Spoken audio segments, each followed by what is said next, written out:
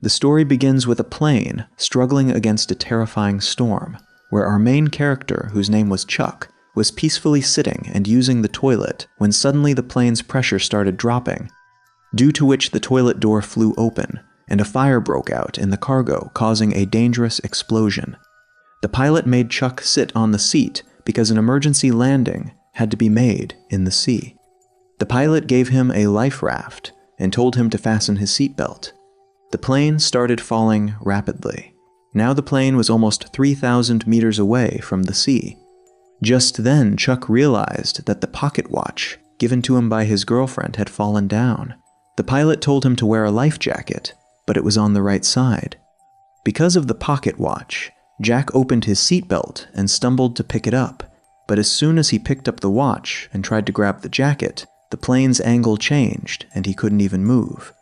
The pilot saw that he was not in his seat, so he opened his own safety belt.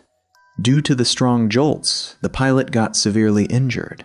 The pilot touched the plane down on the sea surface at slow speed, but due to the wrong landing, water filled into the cabin. Because the safety belt was not fastened, Chuck's life was saved. Just then, suddenly, the upper part of the plane burst open, and the seawater started filling into the plane, but by luck, Chuck had an inflatable raft in his hand. But as soon as he opened it, suddenly the part attached to the raft got stuck in the plane. The sinking airplane started pulling Chuck down along with the raft. But Chuck's luck was good because the rope attached to the raft suddenly broke, and in this way the life raft pulled him out from the jaws of death. Finally, Chuck reached the sea surface, safe and sound. He used all his strength to try to climb onto the raft, and held on tightly to the edge of the raft till his last breath, but he slowly started drifting towards that engine, which was still running. Seeing the danger behind, he immediately closed his eyes.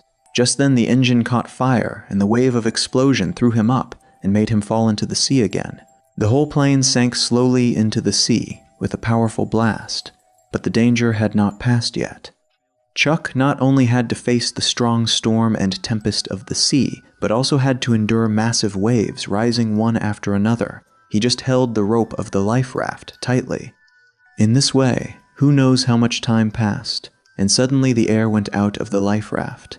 Sharp rocks tore it apart. This meant that he had finally reached the shore. He gathered his last strength and dragged the life raft to the shore. The next morning, when the sunlight fell on his face, he realized that he was alive and had drifted onto a small island. But even after escaping from the jaws of death, he got no relief because he didn't know what dangerous things he would have to face on this unknown place. While walking, he kept picking up things scattered from the plane and started searching inside the island for people like himself. But when he looked all around, he was greeted only by never-ending silence. From this it was clear that he was trapped on such an island that wasn't even on the world map. Is anyone here? So that he wouldn't get stuck and die here, he started thinking of various ways to save himself. But at this time, he had no effective method other than writing the help sign on the seashore. Soon the darkness of night fell, and he was still hoping that some passing boat would see him. But as the night grew deeper, his hopes also slowly turned into fear because of the silence all around. He kept trembling with fear continuously after hearing the sounds of extremely dangerous creatures of the jungle. The next day, he made a makeshift resting place from the things he had collected and started checking the items that came out of the plane. Now he had nothing useful left other than a pocket watch given to him by his girlfriend. Thinking about the moments spent with his girlfriend, he regretted boarding this plane even more. Actually, before Kelly went on her business trip, she had given Chuck a pocket watch so that as soon as they returned on Christmas, both of them would marry each other. But a sudden plane crash stopped this marriage right here. When all his family members had accepted that Chuck had died in this accident, even then, he stubbornly stayed alive.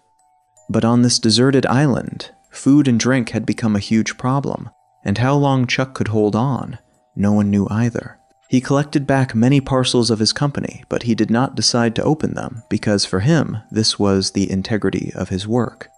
Even though he was stuck on an unknown island, he still didn't want to break the trust of his customers. The help signs he had made on the seashore yesterday had also been wiped out long ago by the sea waves. He had to use some bad pieces of wood to write help again. Slowly, the desire to stay alive was growing more and more in Chuck's mind. He knew that if he had to get out of here, he would have to stay alive at any cost.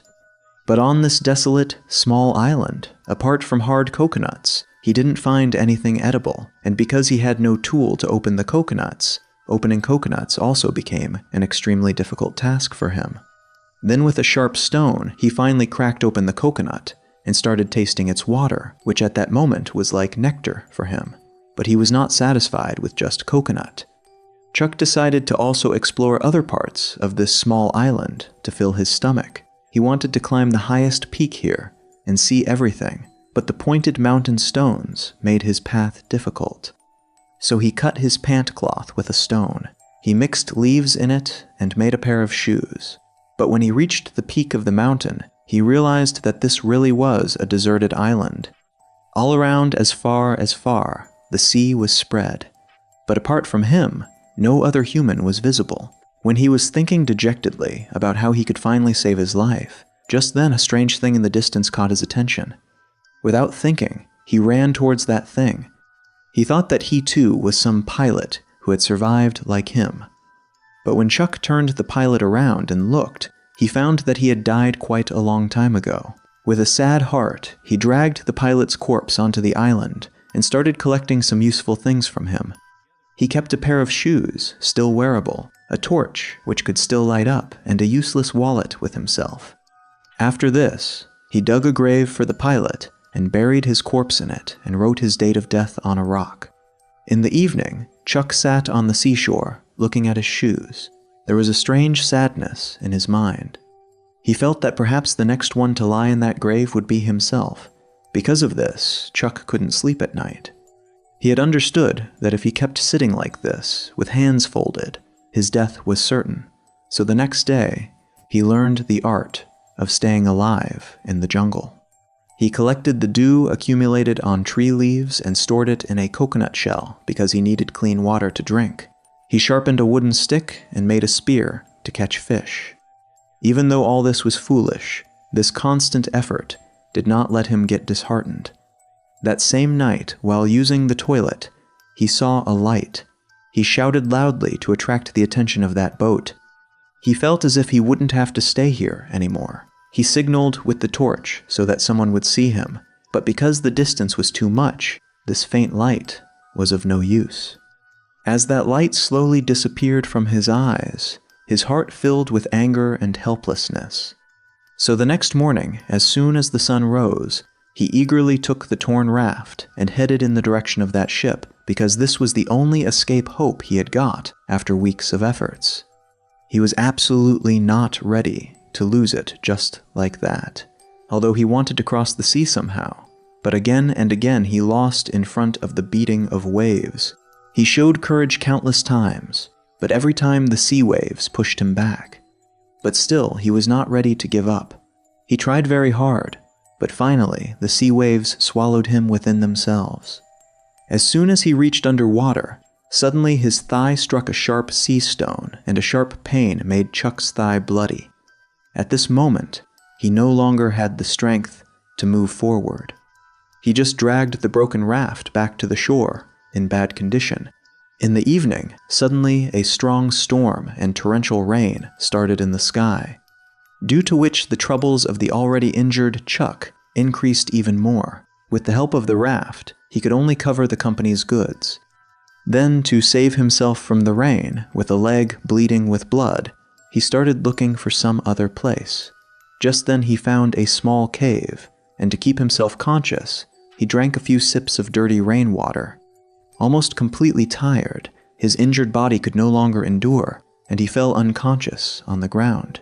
As soon as the battery of the torch placed behind him ran out, it too sank into darkness. The next day, Chuck again woke up with sharp pain. Symptoms of worms infesting his leg's wound were appearing. On this deserted place, if it was not treated, he would have to face an even bigger danger. To get even a little hope of staying alive, he had to give up the stubbornness of his mind, and he decided to open those parcels. In the packages, he found a dozen videotapes, a volleyball decorated like a gift, a long dress of a beautiful woman, and the most stylish-looking pair of skates. But he did not decide to open the last parcel. Maybe because he didn't want to be disappointed, or maybe because he wanted to keep one hope saved for himself. He applied the foam used in the parcel's packing on his wound. Then, by opening the shoelaces, he tied a makeshift bandage from them. The blades of the skates became his most useful tools, and from the black net of the long dress, he made an easy fishing net. With the help of the fishing tool, after many days, he was finally able to eat a stomach-full meal for the first time. So that swallowing raw food wouldn't be difficult, Chuck decided to ignite fire by rubbing wood. But even though he tried continuously, from morning till evening, and then from evening till the next morning, still, the small spark that was in his mind could not become fire as per his hope. When both his hands got peeled from rubbing and rubbing, fresh blood started flowing from them, due to which Chuck's anger burst out. The difficult life of the island and the old wounds had completely broken him. Chuck sat on the shore and cleaned his wounds with water, and the sharp pain made him feel the trouble again. Now staying alive was such a question for him from which he could not run away. The volleyball that he had just thrown in anger was lying near his feet, on which the impression of his fresh red palm was looking very bright. Just then, a strange thought came into his mind.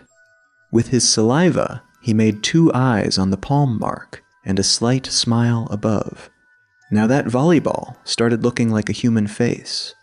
Maybe due to staying alone too much, he decided that he would make this face his friend. He named the volleyball Wilson and kept it with him so that it could accompany him in his life. The scene was a bit strange, for sure, but at least he didn't feel alone. Under Wilson's supervision, Chuck got his full strength back. As he rubbed the wood faster, sparks really came out from between the wooden pieces. Seeing the burning fire, Chuck became very happy, as if he had won some big battle. This fire was a good scheme for him to cook food, along with also being a good arrangement to send the signal of his being there. At night, while eating, he talks to Wilson about his condition. According to his calculation, he had now drifted away by more than almost 4,000 miles, meaning if he wanted someone to find him, the possibility of being found was almost impossible. But now, Chuck had no way out. He just kept making himself strong and trying to stay alive. Due to eating raw food and dirt, his bad teeth got swollen and infected. Finally, due to unbearable pain, he resolved that he would pull out his tooth. He placed the skate knife on his tooth in one hand and held a stone in the other hand. He thought that better than long pain is one-time pain. Then he struck hard. Even after becoming an expert at staying alive in the jungle, that shine was no longer in his eyes. Within 4 years, Chuck had now become a wild man. Although due to being skilled at catching fish, there was no shortage of meat for him, but the scope of living, like before, had disappeared from his eyes. Now he no longer had any hope of escaping, and staying alive each day was just one more day of his loneliness. But after some time, he found a piece of tin from the edge of a cliff and brought it to the seashore. But as soon as the sea wind dropped that piece of tin, just then suddenly an idea came into his mind. If he could use it to cut through the sea waves, maybe he might really have a chance to escape from this place. As soon as this idea came, he didn't wait one more moment. He had to get off this deserted island as soon as possible. Chuck immediately went into action. First, he had to make a boat. He gathered many twigs and put them together. Then he used wild ropes and tied them all together. He even made the useless videotape into rope. Now Chuck's mental state was starting to deteriorate. He started feeling that Wilson was watching him and didn't want to let him go. Because of this, that night he quarreled with Wilson. "I cannot talk to you my whole life. Did you hear, you 2-bit volleyball?" Then in anger, he kicked his 4-year-old friend and threw him far away. But when he calmed down sometime later, he had deep regret for his friend Wilson. So he set out in the darkness of night to find Wilson and lovingly applied color on his face again. Every day passed like this, and Chuck's wooden boat was also ready. He had prepared all the things to leave. Now he just waited for the wind in the right direction so that he could put his boat into the sea. He had also left a sign of being stuck here. He had set a world record of being stuck on this merciless island for more than 10,500 days. When he was carving the last letter, just then suddenly the wind started blowing in the direction Chuck wanted. Excited, he pushed the boat towards the sea, and then with his old friend Wilson, he set out in search of life. The sea waves were still the same, but they could not stop him from returning home. Like the waves of a lake, every single wave of the sea almost drowned him. But with his efforts, he kept cutting through the waves. Every time he escaped from the jaws of death, the joy of escaping from inside him grew even more. When Chuck looked back and saw that small island, which had kept him imprisoned for 4 years, then in that moment, there was a strange feeling in Chuck's heart. If he had not insisted on facing this hardship, perhaps even today he would be living a life full of loneliness. However, his battle had only just begun. He didn't know that the dangers waiting for him ahead would prove to be the most fatal challenge for him. Just at the time when he felt that he would reach human settlements while drifting like this, just then another fierce storm shook him. That night, in the heavy rain, it was impossible to open the eyes. He lay helpless among the waves holding the boat and kept enduring the attacks. This was the hardest night for him. He was helpless and had left everything to God. The good thing was that Chuck was lucky. The fierce storm of that night also could not take him with it, but his boat had suffered heavy damage, and most importantly, his old friend had also become separated from the boat due to the rope becoming loose. By the time he realized this, Wilson had drifted very far with the sea waves. He was his only companion with whom he talked from his heart. Even though he was just a volleyball, he was his only support. Forgetting everything, he jumped into the sea and started trying to save him. But the distance was too much, and the deep sea was scaring him again and again. On one side was the boat that saved his life, and on the other side was his 4-year support Wilson. But now he had no other choice. He just kept watching his old friend drifting away in front of his eyes. Wilson, forgive me. In this way he lost his only friend, and once again loneliness and helplessness completely surrounded him.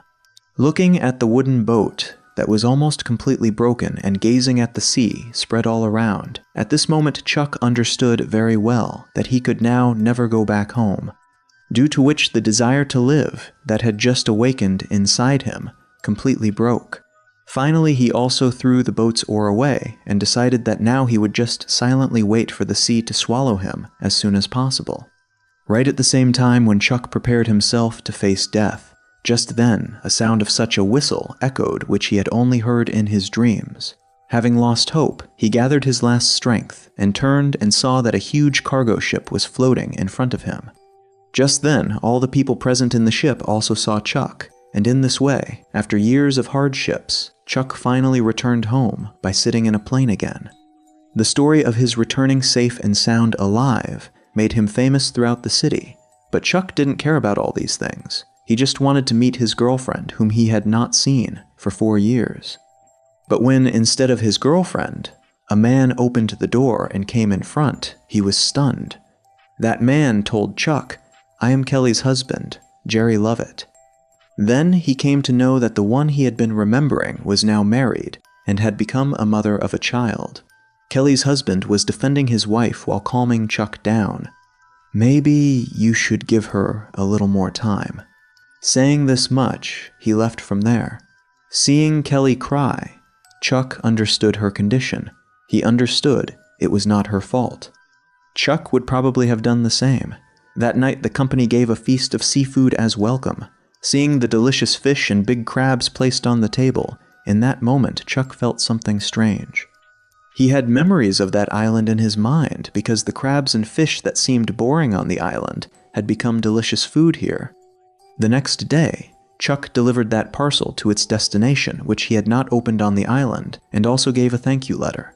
He expressed gratitude that this very package had saved his life. What was in that strange parcel that remained his companion for such a long time? To know this, he never opened it. And in this way, this magnificent story came to an end. So, now you tell me, how did you like this video? If you liked the video, then go to my channel and definitely check out other videos as well, and tell in the comments which movie's explanation you want to see next.